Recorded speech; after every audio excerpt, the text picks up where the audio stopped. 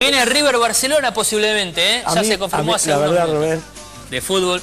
cero. Fútbol, te digo que Babi tiene menos Pero van a fútbol hablar todos, van a hablar todos de eso ahora. Si no te Pero gusta el Babi, fútbol, vos Babi. sos de los Jota. míos, tenés menos fútbol que la para ti. más o Menos menos. fútbol que una jota tengo. No, vos sabés que hoy tengo a ver. dos médicos, Sí. el doctor Carlos Damín y Marcelo Morante, que yo decía, Marcelo sos vos, y Marcelo Morante dice, y puede ser, que la marihuana, no enfumándola, la marihuana como medicamento Sí. tiene muchísimas propiedades.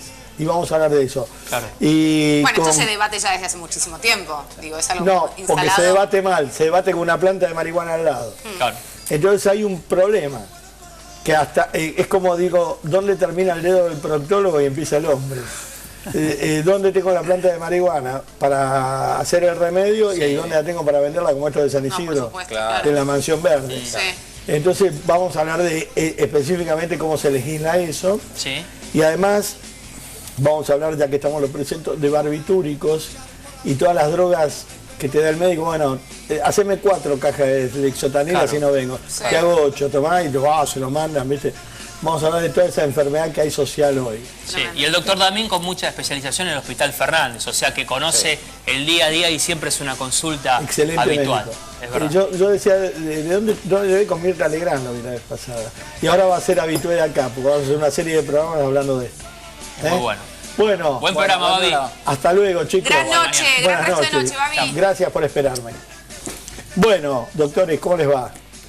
Buenas noches, ¿qué tal? Bueno, hay un currículum extensísimo, prestigiosísimo doctor en medicina, especialista en toxicología, jefe de toxicología del Hospital Fernández, profesor de toxicología de la UBA y director de Fundar Tox. Marcelo Morante, bueno, además de otras muchas cosas que se nos iría la hora. Y Marcelo Morante, médico y profesor adjunto de la Cátedra de Medicina Interna de la Universidad Nacional de La Plata. Ah, mierda. Voy a tener que terminar Jardín Infante con esto. Bueno, doctores, el tema es este. Yo creo, no creo, estoy casi seguro que estamos enfermos como sociedad. Y si la sociedad la juntamos toda en una licuadora, es una persona grandota que está enferma. Hay enfermos, hay problemas de mucha agresividad en la calle, desde la delincuencia, desde los estamentos más bajos. Chicos, pueden bajar la música, se olvidaron con la música, porque parece un boliche bailable, parece el show de Johnny Allen. A ver, ¿cómo podemos entrar en esto? Vos debes atender mucha gente en el Fernández con problemas toxicológicos, Sí. intoxicados. Sí. Y vos descubrís sin querer que podés curar a tu hermana con el tema de la marihuana. Sí, la ventana, cuando una herramienta tradicional fracasa, se abre un espectro de posibilidades. Sí, seguro. y uno con desesperación entra en la búsqueda y bueno, aparecía esta molécula, no solamente por mi hermana, porque mi hermana es médica también. Y ¿Qué tenía tu hermana? Mi hermana tenía convulsiones refractarias por un lupus, una enfermedad rara que hacía que convulsivaba y no respondía a la medicación tradicional. Pero ella hacía medicina del dolor, o sea que ya habíamos venido charlando este tema de pacientes oncológicos y cómo medicarlos, y al enfermarse ella, los pacientes de dolor que manejaba ella, los empiezo a manejar yo. Y mi mamá puntualmente, 8 años antes, había fallecido de un tumor de cerebro, donde había alguna investigación que le atribuía a la marihuana algún potencial oncológico, digamos, neoplásico.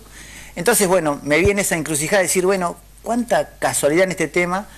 Y entonces, bueno, para plantear un debate hay que primero formarse. Entonces fui a Canadá, que es una sociedad científica seria, que había estudiado y había regulado esta medicación, y me pareció que completar la formación ahí y traer a mi facultad este debate era interesante. Entonces desde ahí Muy surgió interesante. la situación. Ah, muy bien.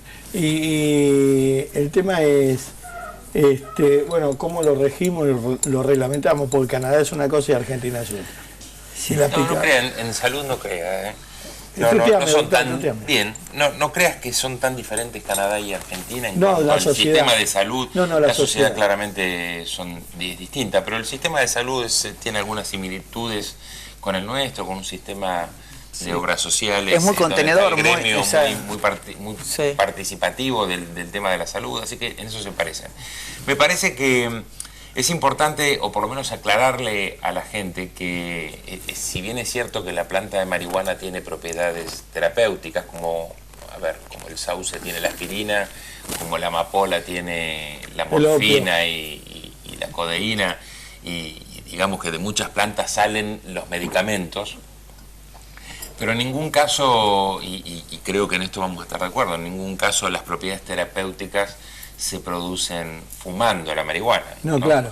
Digamos que se podría producir medicamentos a partir de la planta de marihuana, y esto se conoce hace mucho y no hay duda, pero en ningún caso fumando la marihuana es que se produce alguno de estos efectos terapéuticos. ¿Y en tu caso? Lo más parecido al fumar, que no es fumar, por supuesto, porque se usa un vaporizador, que se le genera un calor al producto para generar el producto activo, pero en vez de hacerse a 600 grados, como sería el fumar, se hace a 180 grados, o sea, a una temperatura que no genera una agresividad hacia el epitelio bronquial, o sea que está contemplado. Por eso digo, ellos llevan ya de 2001 al 2015 muchos años, donde analizaban cuál era la forma, y bueno, más allá de la sustancia había que ver la forma más inocua. Es lo que llaman la pipa de agua. Bueno, es una forma.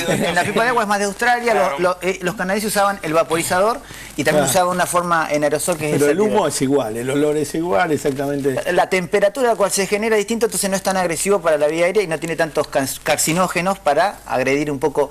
Pero bueno, uno se plantea, como siempre digo, uno plantea la propiedad de la planta, y yo siempre muchas veces discuto con los activistas, pero a la planta con su propiedad hay que encontrarle el justo paciente. O sea que no es solamente las propiedades de una sustancia. Si yo no encuentro la indicación adecuada, estoy equivocando el camino. O sea yo creo que estamos tenemos un gap en el medio, que es que esto se produce porque no tenemos una regulación. Claro. Está claro, ¿no? Si, digamos, si el cultivo de la marihuana estuviera regulado, entonces habría un laboratorio que podría producir los medicamentos, y entonces no sería necesario utilizarlos ni con vaporizadores, ni con pipas de aguas, ni a través de aceite. Por ahí se podría utilizar como comprimidos, o como gotas, o como jarabe, como se usa la morfina, ¿no? Yo le decía al doctor cuando nos conocimos al aire por la radio, que me interesó mucho el tema. Yo criaba caballos, entonces un día estaba comiendo pasto el caballo y me dice un gaucho: ¿vos ves los diferentes colores del pasto? Sí. ¿Ves que el caballo este pasto lo deja y come trébol? Porque quiere que tenga diarrea porque está hinchado. Entonces me dijo, cada yuyo tiene una propiedad. Sí. Y si vos la investigás, el principio de la homeopatía, dice que si vos investigás, y yo también considero que debe haber miles de marihuanas, sin el nombre marihuana en una selva, que si la fumaste debe pegar como la marihuana. Y que de eso se pueden sacar cantidad de remedios, ¿no? Bueno, la mayoría de los medicamentos en algún momento han tenido un uso herbario, es decir, ha salido a partir de una hierba, qué sé yo, es decir, uno habla muchas veces, escucha hablar de la burundanga, y la burundanga sale claramente de una planta que conocemos mucho, que es el floripondio, que está en Buenos Aires. Famoso, hasta se hizo una canción con el floripondio. Bien, y que de ahí salen varios medicamentos, uno de ellos es la atropina, que es un medicamento muy utilizado en terapia intensiva, sale la escopolamina, que es lo que en la calle se conoce como burundanga, y salen otros medicamentos más muy utilizados en la industria farmacéutica hoy, que los médicos prescribimos, que bueno, que se pueden utilizar con otros fines, pero que salen de plantas, claramente. Charlemos, porque esto no es un reportaje, es un... No, yo quiero aclarar que lo del vaporizador está arreglado dentro de las formas médicas. Ellos tienen los comprimidos, el aerosol, y tienen la forma de vaporizador, pero una forma farmacéutica. O sea, lo que hace la empresa, te vende 5 gramos de la sustancia, y el paciente, la ventaja que tiene el vaporizador, que esto seguramente viene aprendido del uso recreativo, es que el efecto es prácticamente inmediato. Entonces, cuando nosotros manejamos dolores agudos oncológicos, el paciente refería rápidamente una mejoría y nos permitía titular rápidamente la cantidad de inhalaciones que necesitaba, a diferencia de la vía oral, que era una forma más errática, se metaboliza en el hígado, entonces nos costaba mucho más definir la dosis. En cambio, con el vaporizador era interesante, los pacientes compraban su vaporizador. Ahora, ¿hay algún estudio randomizado, con doble ciego, que pueda demostrar que en realidad el resto de las terapéuticas de dolor conocidos tenga beneficios evidentes la marihuana? Bueno, con quien yo me formé, que es el doctor Marwer, realiza un estudio de seguridad y eficacia en el 2004 ya, que se llamó el estudio COMPAS, con 1000 pacientes, y demostró puntualmente en el dolor no oncológico que el uso de esta forma vaporizada, de esta hierba con una forma estandarizada de THC y CBD, logró más o menos equivalencias en el manejo del dolor, pero no solamente en eso, sino que mejoró calidad de vida, mejoró estructura del sueño, apetito, humor. Entonces, yo creo que ese es el punto. Yo no creo que esta medicación venga a sustituir la ya conocida. Es algo nuevo. Y complementario, porque yo creo que esto que hablamos de la formación del médico, el médico se tiene que acostumbrar hoy que no tiene la gran opción, la que va a endiosar. Cuando tenés un enfermo, te das cuenta que la medicina, si bien avanzó muchísimo, en muchos casos todavía estamos con el clocidón.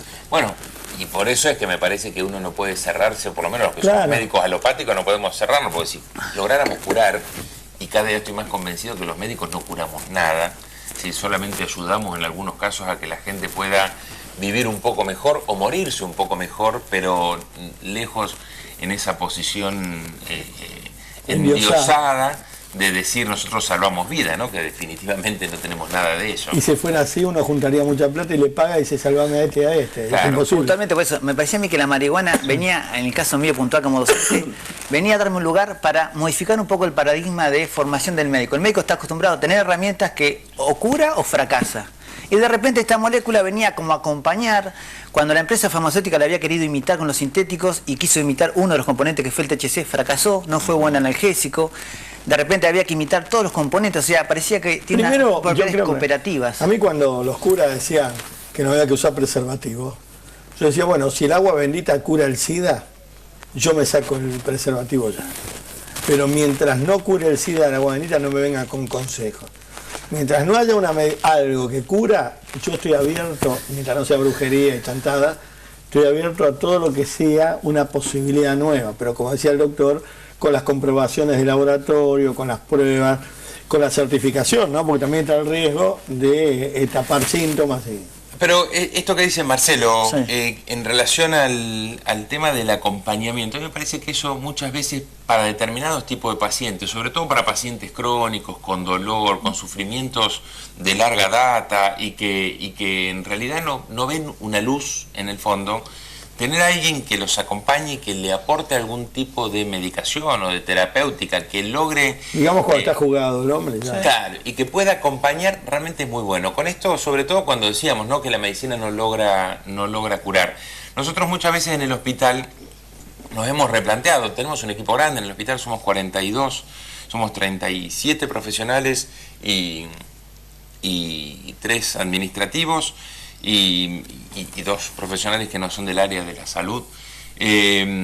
Pero lo que tratamos de hacer todo el tiempo es de acompañar a la gente, incluso en el fracaso. En nuestra tarea cotidiana, estar con un paciente que ingresa, por ejemplo, con un cuadro agudo de intoxicación, sea por alcohol, por cocaína o por algún opiáceo, y que viene por la guardia, que uno le dispone de una terapéutica y lo trata de rehabilitar y lo logra insertar en un tratamiento ambulatorio o lo interna en la sala de internación y el paciente, bueno, empieza a mejorar, y es frecuente que estos pacientes dejen de tratarse y que entonces dentro de 15, 20 días vuelven a ingresar por guardia y vuelven a entrar en el circuito. Y uno muchas veces, primero, los médicos estamos más preparados, lamentablemente, desde la facultad con esta cosa del endiosamiento, ¿no? De venís acá, vos tenés un problema, yo te lo saco, vos estás agradecido y yo estoy contento. Este es un esquema bastante tradicional. En este otro tipo de pacientes esto no ocurre. Frecuentemente porque son fracasos reiterados y a ningún médico le gusta estar al lado de un paciente que sistemáticamente, entre comillas, fracasa. Entonces, primero somos pocos los que estamos en esto de acompañar, ¿no? Como los que hacen dolor, que no es muy distinto. Del acompañar en alguien que por ahí no va a ir a una mejoría clara. Pero si uno realmente logra acompañarlo y logra mejorarle, aunque sea un día o aunque sea 3, ¿no? Esto también pasa con el cigarrillo. Yo siempre digo, bueno, si vos lograste dejar de fumar 3 días, ya ganamos 3 días. Sí, claro. Después no importa, volveremos a intentarlo dentro de 3. Pero ganamos 3. Ganamos 3 días. Sí, yo veo que a veces, también cuando pasan los años, ¿no?, se achican los tiempos y las distancias. Uno a veces piensa, y yo dentro de 20 años me puedo morir, después dentro de 10 años me puedo morir, digo, che, mañana estaré bien, y ya achicás tanto los tiempos que ya el trabajo es muy distinto.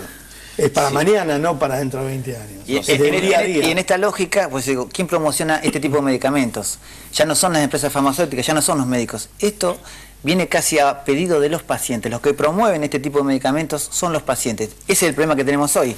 Argentina con un vacío legal, no hay regulación, y los médicos, como no lo prescribimos nosotros, decimos, bueno, pues yo no se lo indiqué. Está bien, pero ¿quién se hace cargo? Pero necesitaríamos también, a ver cómo te lo digo, necesitaríamos que no pase a ser metete un huevo duro en la boca y que te calme el dolor. Necesitamos darle un halo de seriedad institucional, porque si no caemos... No, es científico. El médico no me dijo nada, pero mira, me dijo que la marihuana me haga un té. Y ya entonces se desvirtúa también el producto. Porque pasa a ser algo medio de dealer. Pero bueno, chico, creo que es en ese punto tenemos que estar los médicos controlando. ¿Y qué dice el Estado de eso? El Estado mira para otro lado. La sociedad médica no se ha expedido demasiado, piden la evidencia científica sabemos que es una sustancia prohibida, que hacer un trabajo, un ensayo clínico es muy costoso, difícil. Es más difícil que hacer. Exactamente, pero bueno, pero por lo pronto hay un vacío donde hay pacientes oncológicos que lo están utilizando, hay nenitos con epilepsia refractaria que lo están usando, mamás desesperadas, y los médicos, no, yo no se lo indiqué, yo no sé. Entonces ahí viene el problema, porque ahora, si le hace mal al nene, o sea, ¿quién se hace cargo de una sustancia que le puede hacer mal? A ver, estamos hablando, y que quede absolutamente claro, de una medicación, específica, si la llamamos medicación, que no está autorizada por el Ministerio, claro.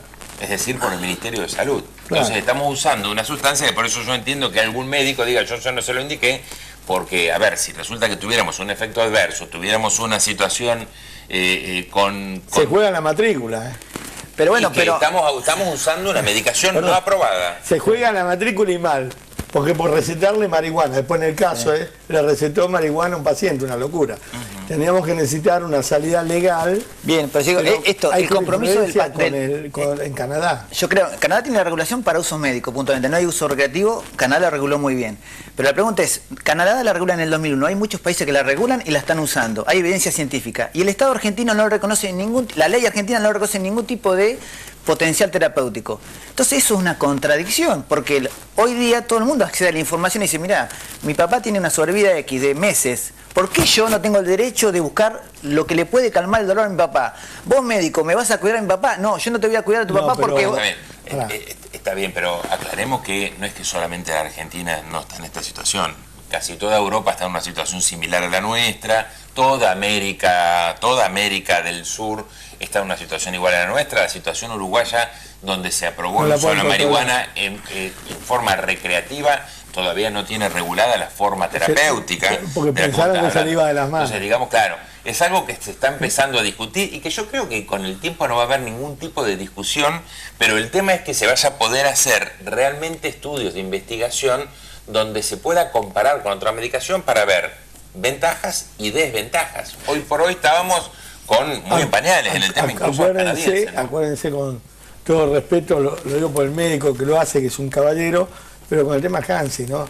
Cuando se separaron los dos que hacían el Hansi, ¿quiénes fueron los perjudicados? Los pacientes. Yo tenía a mi viejo con un cáncer de páncreas, terminal, y iba al Hansi un día, iba y compraba en un lado y en el otro. Porque este es el bueno, no, el bueno es el de enfrente, y no estaba regulado, y no, hacíamos colas para comprar en un solo lugar, y al final... Pero yo creo que ahí donde está el Estado presente, o sea, el Estado comprometido con una problemática y no que la especulación de elecciones cercanas, o sea, eso un poco me enoja, o sea, cuando hay una dinámica de paciente, de dolor, de sufrimiento, el Estado tiene que tomar una actitud activa, o sea, la sociedad científica tiene que ser rápidamente... Perdón, doctor, el problema acá pasa por los títulos, ¿no? Por ejemplo, si una mujer se prostituye, el Estado no permite la prostitución. Si la mujer desfila desnuda en los boliches y la compran de abajo y se la llevan, está permitido, está regulado. Habrá que buscarle el vericueto legal, tengo que hablar con mi abogado, pero igualmente hay que hacer las pruebas convenientes que exige Salud Pública y el Ministerio, porque no creo que sea un capricho del Estado. Sí. Ellos también se cubren. Si me permitís correr un poquitín el diálogo, me parece que es importante, porque esto que estamos hablando puntualmente es un puntito en un mundo que tenemos del consumo de lo que es la marihuana. Y yo creo que muchas veces se malinterpreta porque efectos benéficos sobre la salud de la marihuana suelen ser malinterpretados, y la verdad es que cuando uno ve las encuestas que tiene de la Cedronar, del último censo que hicieron sobre estudios de población secundaria, si mal no recuerdo, tenemos un 17% de la población de 18 a 24 años que fuma marihuana. Y que no es que lo precisa porque tiene un dolor. Si mal no recuerdo, es el 17% de la población de 18 a 25 años. Ese dato estoy seguro era del año anterior y estoy casi seguro que ese no se modificó. Pero bueno, es un porcentaje muy grande de la población de 18 a 24 años, por lo menos son datos de vida un año, es decir, que por lo menos en el último año usaron una vez la marihuana. Es un porcentaje muy alto y que no lo hacen con este objeto, ¿no? Sino que lo hacen en forma recreativa. Y me parece que ahí es donde tenemos que hacer un poco de hincapié, porque estas son excepciones. ¿Cuántas personas que hoy sufren alguna enfermedad como el cáncer pudiera serle útil? Bueno, hay algunas que realmente sí, pero tenemos un 17% de una población grande de 18 a 24 años que lo usa en forma recreativa y que la verdad es que la marihuana no tiene ningún efecto benéfico. Que definitivamente no estoy poniendo en duda esto, ¿no? Es decir, no hay que meterlo preso por este motivo, porque hay muchas veces eso se ha confundido y la verdad que una política equivocada de los últimos 60 años, claro, que nos ha llevado a meter presos a chicos con un porro de marihuana sin haber hecho una campaña de promoción. Una locura. Una buena campaña de promoción para que la gente no consuma. Y me están. Entonces, me parece que era importante aclarar esto. Una cosa es lo benéfico. Pero también lo bueno, para después volver, que hablamos con el doctor de maquillaje, convengamos que la delincuencia no es el porro ni la cocaína. Es el Lexotanil, el Valium, el alcohol, todo mezclado, hecho un paquete y tomado, en muchos casos. O sea, tiene que ver todo, está la cocaína, el pan. Vos tenés dos tipos de delincuencia. Tenés uno que es el que genera la sustancia en el sentido del tráfico. Por eso que esta política equivocada nos ha generado más muertos por el narcotráfico que por el efecto. Claro. Se calcula en el mundo, y datos de Naciones Unidas, que hay alrededor de 250.000 muertos por año por drogas. 250.000. Tenemos alrededor de 6 millones por alcohol. Y por tabaco ni pensar. Pero tenemos solamente en México, que es uno de los datos que hemos tirado en los últimos 3 años, 40.000 muertos menores de edad. Por el tráfico, no por consumo, sino por la violencia dentro del por la violencia que genera. Entonces, el narcotráfico genera un tipo de delito y además tenemos otro tipo de delito que es el que se produce bajo los efectos de la sustancia y que claramente en ese caso no son las ilegales sino son las legales. Pero hoy el delito que se comete en nuestro país, ese delito agresivo, ese delito donde a dos personas mayores les roban y cuando se están yendo, eso es alcohol con un grupo de psicofármacos, básicamente con clonazepam, que está muy instalado en nuestra sociedad, que la gente consume una locura en forma desmedida, sobremedicada, polimedicada y que genera un cuadro de agresividad muy importante. Un día si uno quiere investigar, ¿no? Hay un gran negocio en los laboratorios detrás del clonazepam. Decíamos la vez pasada, hablando con una gente que trabaja en esto, compran por tonelada y venden por grajea, ¿no? Es el tráfico más cruel que hay, porque también es el tráfico permitido, el del blister, el del kiosco, ¿no? Yo tengo una enfermera amiga que me trae, si le doy unos mangos, 40 blister, y yo se los mando a Devoto, y me liberan, también hay un tráfico en eso, porque es tráfico de amigas. Y las intoxicaciones realmente las vemos, como jefe de emergencia, vemos mucho más intoxicaciones por benzodiazepinas que por marihuana puntualmente. O sea, cuando uno dice la regulación es un nuevo debate serio puntualmente, o sea, que indudablemente que las leyes que nos han venido rigiendo han fracasado, no han metido el narcotráfico, la violencia en los países nuestros sufren terriblemente este tema, y puntualmente, si queremos analizar la marihuana, el prejuicio hace pensar que esta sustancia es una sustancia, como decís vos, a analizar, a tirarle evidencia científica.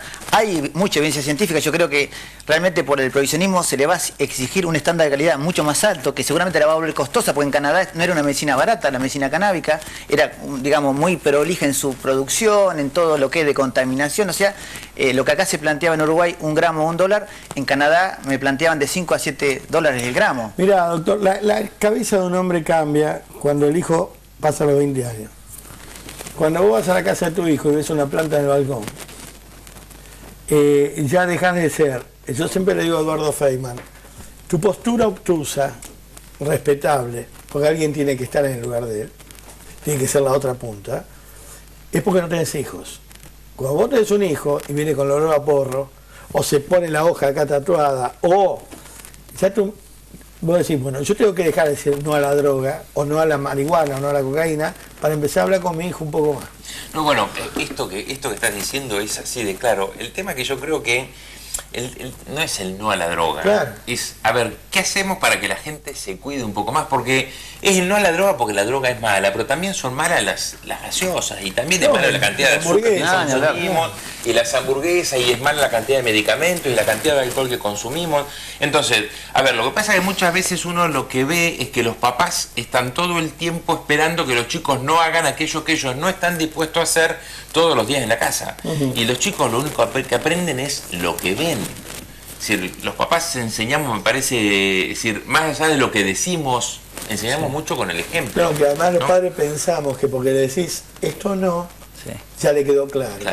La estrategia del buen hábito, yo decía, cuando uno va a educar a mi hijo, por ejemplo... Subite un poquito el micrófono. La estrategia del buen hábito, con respecto a cuando tengo que discutir con mi hijo, que de repente es un hijo adolescente, y papá se fue a estudiar marihuana a Canadá, ¿no? Esa disyuntiva. Sí.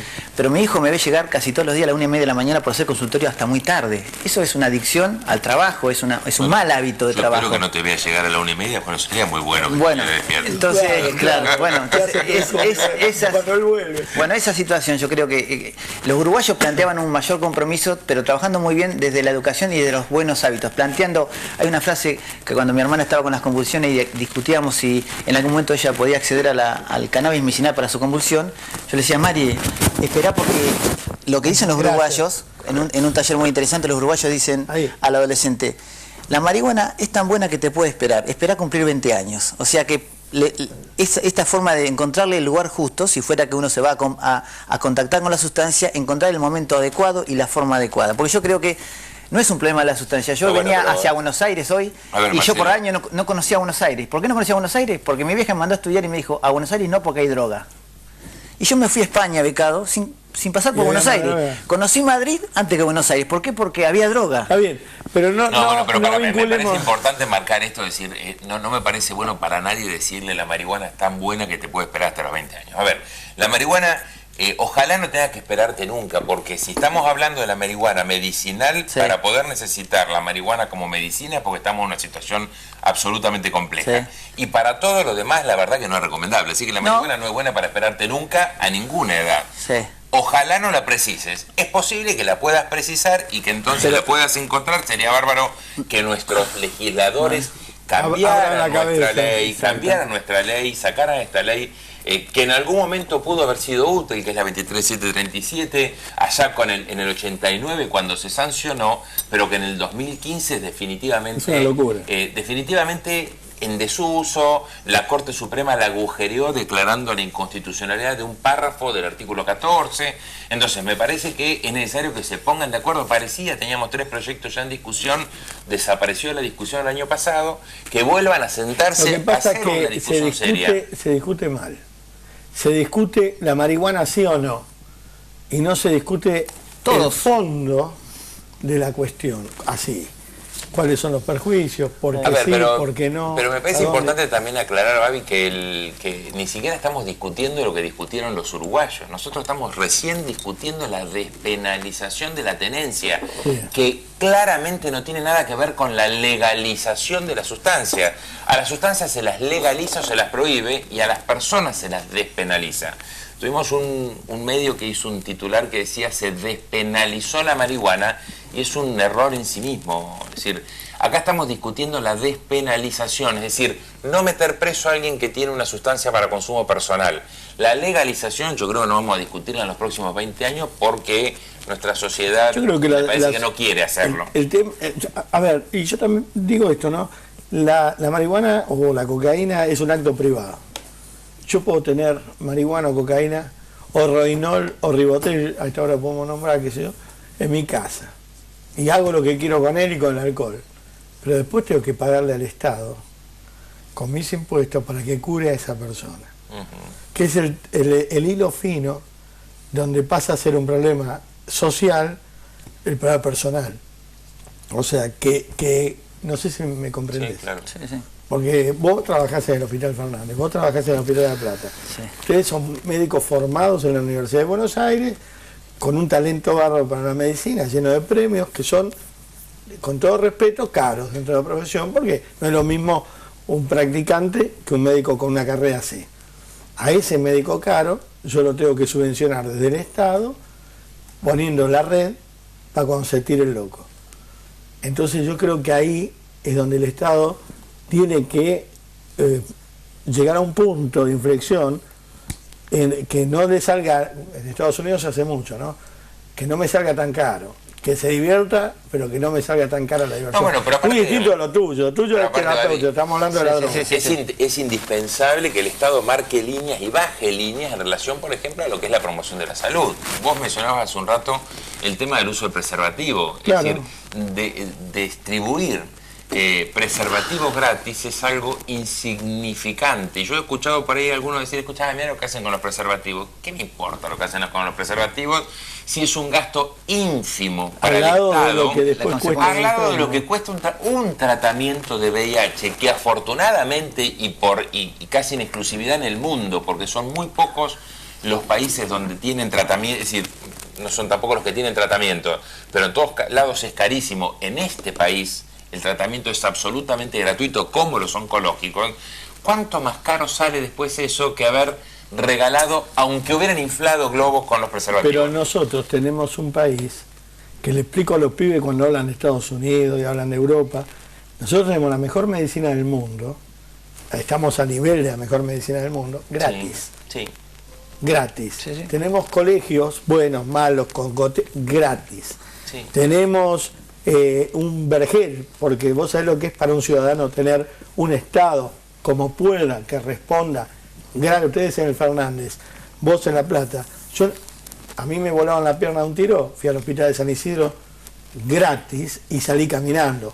Gratis. Sí. Entonces, gratis y con buen nivel de complejidad. Exacto. Y con...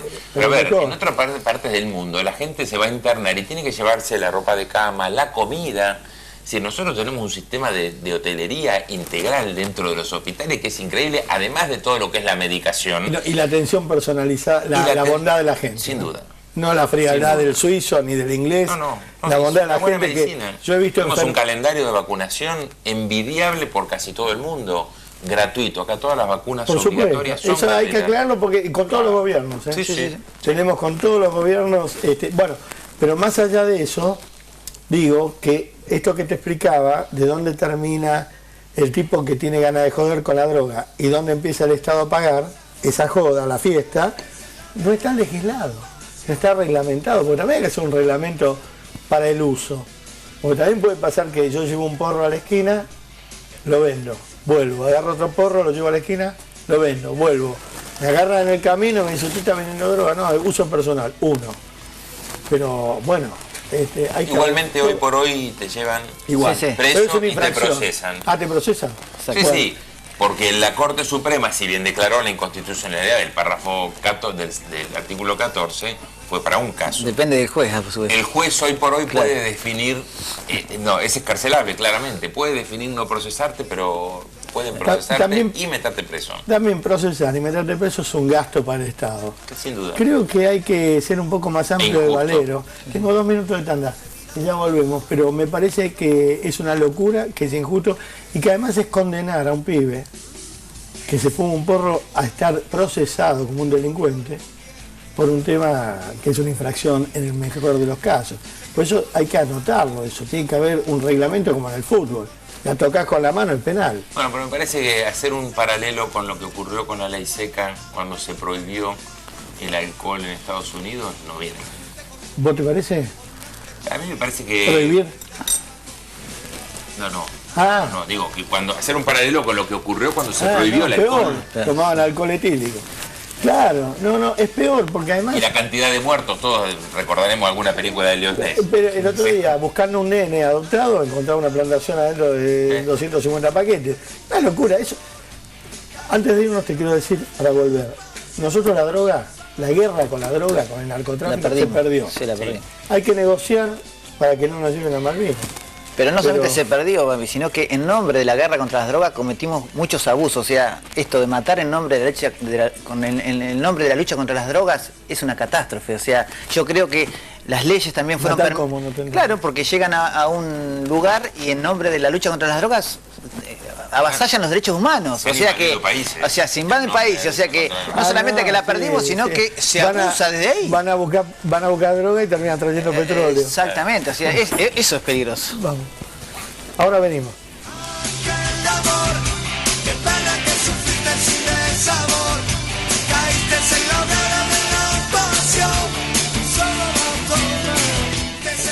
Bueno, estábamos hablando, te voy a contar esto con los doctores, que a veces hablaba abiertamente con los jóvenes del porro, de la marihuana y de todo. Yo, como con mis hijos me pasó, y siempre lo digo, a ellos no les gusta que lo diga, pero si uno le ve la pinta a mis hijos, sabe que no vienen de Harvard, están todos tatuados, acá está caro, ¿viste? Entonces los pelos parados así, entonces vos decís, si este nunca fumó un porro, le doy uno para que pruebe. Hay que hablar claramente, porque es verdad, ¿viste? Esto de tener el hijo ejemplar no existe. No. Yo tenía un vecino que tenía un hijo ejemplar. El día que se dio cuenta que el hijo no era ejemplar, porque se casó con el de frente, se pegó un tiro, un carnicero, Alfredo. Se pegó un tiro, otra comer. Mucha hipocresía. Bueno, pero esto que hablábamos también, ¿y qué es ser ejemplar? Claro, ¿dónde está el límite del ejemplo? O sea, ¿entendés? Sí. Y por eso yo creo que el mensaje, bueno, por un lado vos, que te vamos a apoyar a ver con algún legislador que quiera levantar el guante. No, la regulación, yo considero que la mejor forma de separar los mercados, el recreativo del médico, es que haya una regulación clara. O sea que cuando las regulaciones son claras, es mucho más fácil separar todos los mercados y que el Estado tome el compromiso de decir, bueno, yo me comprometo a regular, como parece que lo hizo Uruguay, a regular la sustancia, la producción, bueno, pero lo voy a intentar, pero el compromiso para mí es válido. Está mal hecho de entrada en Uruguay. Pero bueno, pero hacerse primero cargo. Se planta y después se regula, no, pero se regule y después se planta. Pero hacerse cargo de la situación, creo que puntualmente con el respecto a lo medicinal, el Estado tiene que estar presente. Hay muchos pacientes que están consumiendo esta sustancia y creo que en la perspectiva de lo que es reducir daños, los médicos tenemos que comprometernos a acompañar por lo menos en ese consumo que hay, porque... ¿Y alivia el dolor eso? Alivia el dolor, sí, alivia el dolor. Hay pacientes oncológicos que realmente, después de que nosotros usamos, o sea, mi hermana se especializa en dolor, y la morfina, como hablábamos recién, bueno, la morfina es peor que... Bueno, pues en el uso sostenido y crónico, la metadona, tenemos muchos, lo que se llama segunda enfermedad, efectos adversos. Entonces, parecería ser que esta sustancia podría ser complementaria para bajar toxicidad. Yo, pues digo, cuando hablo de... dije, es la mejor droga, complementaria, y complementaria quedó como allá lejos, y me sacaron el titular, es la mejor droga. Mi intención es decir, cuando me llaman, me dicen, no, doctor, yo quiero... ¿Quién te sacó el titular? Un titular, cuando uno dice es la mejor droga, bueno, claro, exactamente, está bueno, pero para el negocio, pero cuando uno quiere dar un mensaje claro, uno dice no. Los pacientes dicen no, porque la quimioterapia, doctor, me hace mal, entonces yo, no, esta droga no vino a reemplazar la quimioterapia, esto vino a complementar. Hay que dar siempre el mensaje, dejá todo con el médico.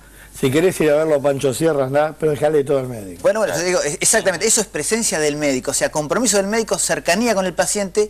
Entonces, ahí viene la primera dificultad por el cual yo decía el paradigma médico.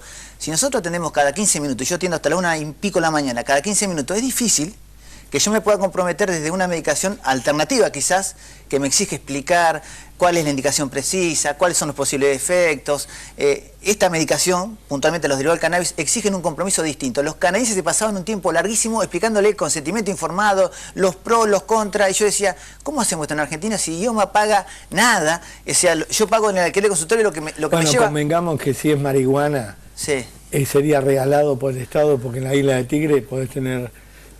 pero después, ¿sabe qué pasa? El Estado es muy peligroso en Argentina. Sí.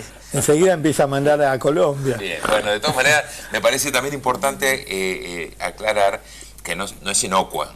No, para nada. Utilizada de esta manera, si que no sea inocua quiere decir que tiene también complicaciones. Sí, como sí, cualquier medicación, vos sabés que cualquier medicación, cualquiera absolutamente, nada tiene gratis. Siempre efectos secundarios Colaterales. y efectos adversos o colaterales. ¿Sí? Igual nada es gratis, vos tomás un antibiótico y te destrozás el hígado. Bueno, por eso, con el caso de una medicación que puede servir ayudando a otras, es decir, no solo complementando a otras, también va a tener efectos adversos. Una no pregunta, sabemos lo que puede pasar a largo plazo. No quiero que se me vaya esta pregunta.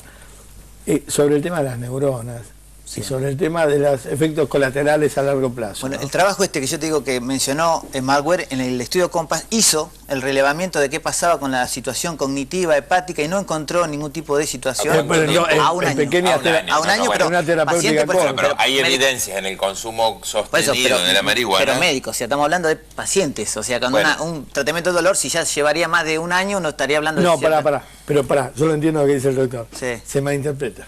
Sí. Porque esto, así como a vos te robaron, porque yo soy de medio y usted de medicina, sí. Te roban el copete. Viste que la marihuana es buenísima. Sí. Claro. Te fumás un porro, no te duele nada. No, claro. Nadie dijo eso. Estamos diciendo que el medicamento a base de marihuana, por un año, te evita algunos dolores, pero te trae trastornos a largo plazo. Más de un año no. Al año por lo menos no se demostró deterioro cognitivo, ni disfunción hepática, ni trastorno cardiovascular, y sí se había demostrado que mejoraba la estructura del sueño, más los síntomas que habitualmente tenían los pacientes esto con fibromialgia. Bueno, la melatonina. Insisto, para mí tiene un paralelo muy claro con el tema del opio, ¿no? ¿Sí? Con la planta de amapola, de la que sale el opio y que sale la morfina, y que también se la fumaba, los chinos fumaban, los emperadores chinos fumaban el opio. Hay fumaderos de opio.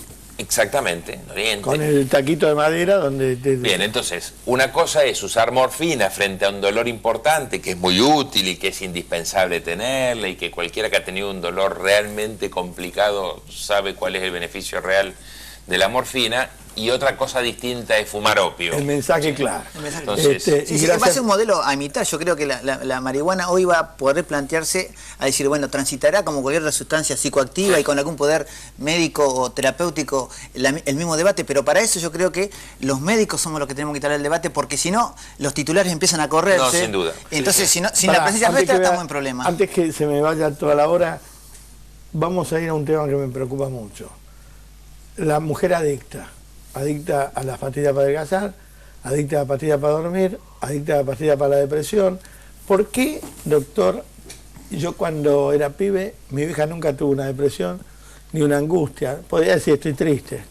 ¿Y por qué hoy la depresión, la angustia, el panic attack, todas estas cosas nuevas que aparecen, el vértigo? ¿Por qué las mujeres? ¿Tenemos tiempo? Sí, tenemos. Bueno, primero yo no diría que son mujeres adictas. A ver, me parece que tenemos una sociedad consumidora. Está bien. Y dentro de eso tenemos algunas mujeres que tienen una mayor dependencia, una mayor tendencia a consumir algún tipo de psicofármacos, y en paralelo, cuando uno mira la estructura social, ve que ese mismo grupo de varones, en esa misma edad, en ese mismo nivel socioeconómico y cultural, lo que consume es otra cosa. Igualmente están bastante mezclados. Hoy, por debajo de los 20 años, el consumo entre varones y mujeres de alcohol es exactamente igual, cosa que eso no era hace 20 años. Cuando vemos el consumo de los psicofármacos, los varones estamos consumiendo muchísimos psicofármacos que hace 20 años no consumíamos, y las mujeres están consumiendo sustancias más pesadas, más duras, en un término anacrónico si se quiere, pero lo están haciendo. Así que yo no hablaría de mujeres adictas. Claro, uno porque está acostumbrado a hablar con mujeres en la radio y todo, de noche. Yo trabajé mucho de noche. Sí. Y cuando notás la mandíbula dura, decís, ¿vos tomás Rivotril? Sí, diagnosticá por radio. Bueno, y me parece que estamos inmersos en un sistema de consumo que tiene muchos factores y muchas variables de presión. Por un lado tenemos, y voy a empezar por casa para que no se me cuestione, tenemos el médico argentino prescribe mucha cantidad y muchos medicamentos.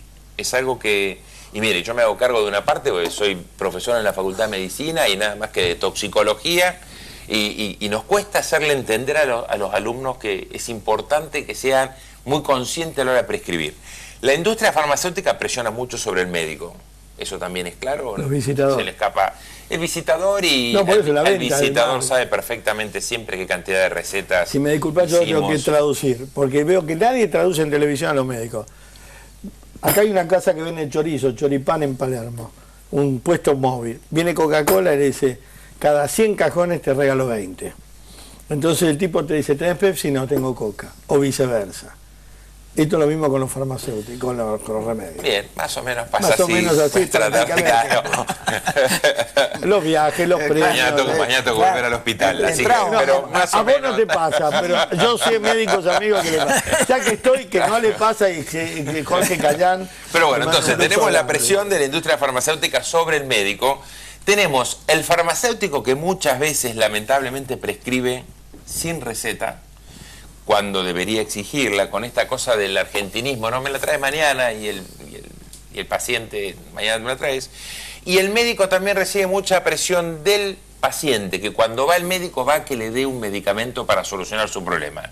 Y si sale sin una receta, sale y dice, este no sabe lo que tengo, y se va a otro, porque tenemos una conducta de la resolución por urgencia en la Argentina, donde todo lo resolvemos ya. El otro día en una charla también en la facultad le decía, es frecuente en nuestro país que con 2 estornudos se toma un antihistamínico, un antialérgico. Sí. Con 4 estornudos la gente piensa en un antigripal, sí. Y si son 6 empezamos a ver si tomamos un antibiótico. Sí.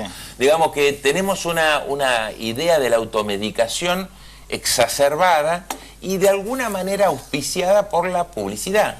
Un medicamento no debería nunca publicitarse, o se necesita o no.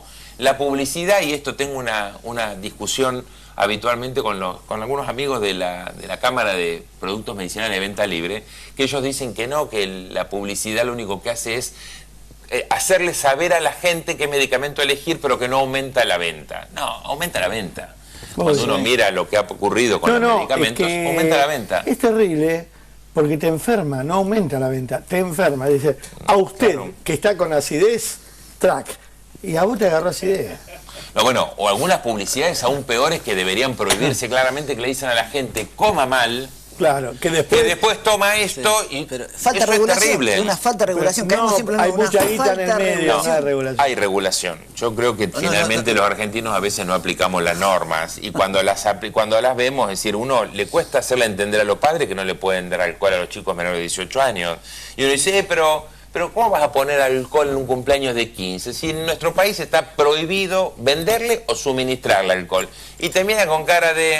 ¿Cómo le va a dar un poco de cerveza? La vez pasada vino un diputado acá que dijo que había llevado una ley para prohibir el alcohol en la propaganda de televisión. Casi le comen el hígado los empresarios de las bebidas alcohólicas. Fueron al Congreso, casi dan vuelta al país. O sea que también es mafia. Eso también es mafia. Pero te digo, desde el Redulfo Fax, que no sabés qué es, y aparece un loco diciéndote, adelgace 7 kilos por día. Una locura, que no es ni un medicamento y te lo venden en la verdulería. Los medicamentos que vos pensás que porque te los vende un tipo como yo, no te hace daño, para la artrosis, para la artritis, para el hígado, para la próstata. Porque no le decimos a la gente que tienen efectos adversos siempre los medicamentos. ¿Vos sabés lo que nos costó lograr sacar la ley? Lamentablemente en el año 91 hubo un decreto de regulador que en un solo artículo de 250 que tenía el decreto decía los medicamentos podrán venderse en cualquier institución, centro comercial, en cualquier comercio. Bueno, Buscapina, te digo las marcas. Lo que nos costó y lo que trabajó en su momento el diputado Silvestre Beñi, que ya no está, y que logró unanimidad en las 2 cámaras. En el año 2009 se votó por unanimidad en la Cámara de Diputados, en la Cámara de Senadores, y logramos volver los medicamentos a la farmacia. Esto nos costó discutir con los kiosqueros, y la verdad que los kiosqueros se enojaron mucho. Una parte de la industria farmacéutica también se enojó mucho. Y claro, porque era una boca de pelio. Pero es que es indispensable que la gente entienda que no puede comprar medicamentos fuera de la farmacia, porque fuera de la farmacia la persona que lo tiene no sabe cómo cuidarlo, no puede estar al sol un medicamento, no tiene en cuenta el vencimiento, es decir, y además no tiene el asesoramiento. Un medicamento no se puede vender fuera de farmacia. Pero la gente incluso hoy discute y dice, pero a mí me queda más cerca el kiosco. Perdón, y después se descubrió una mafia que adulteraba esos medicamentos, que eran truchos. Y oncológico para conocer. Esto fue cuando se descubrió en el Policlínico Bancario, cuyo delegado está libre, Zanola, y la madre de mucha gente está muerta, o los maridos o los hijos. Ya que estoy, voy a pasar a Manuel Escudé, que es un médico bárbaro de Swiss Medical, y a Jorge Callán, que es mi vecino, un médico maravilloso.